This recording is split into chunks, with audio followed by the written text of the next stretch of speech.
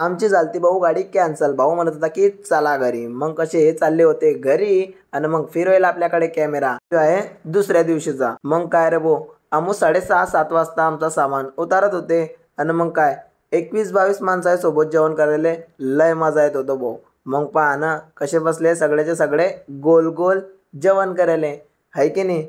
मग काय डॉनकडेही घेतलं आणि मग यांना चटवली होती भाऊ शेकोटी. का बनकी वाजल होते 6:30. आमचा ट्राला आला नव्हता. मग भाऊनं काढला त्याचा सिनेमॅटिक शॉट. म्हणजेच काय काठीनं गोंगडं घेऊ द्या किरण आणि भाऊला सपोर्ट करा रील स्टार किरण. मग काय भाऊ आम्ही गेलो शेकोटीकडे आणि आमचा ट्राला आलाच नव्हता. वाजी गेले बॉडी 8. मग हे धुक्यात उभे होते, यांनाही घेतले आणि मग फिरवायला आपल्याकडे कॅमेरा क्योंकि मी आज दिखाई नाही. मग आला भाऊ आमचा ट्राला 8:30 वाजता. आमचं काम झालं 9 वाजता चालू. मग भाऊनं लावला टेबल, मीनं घेतला एक टेबलचा सीन आणि मग काय भाऊनं भरला एक बॉक्स.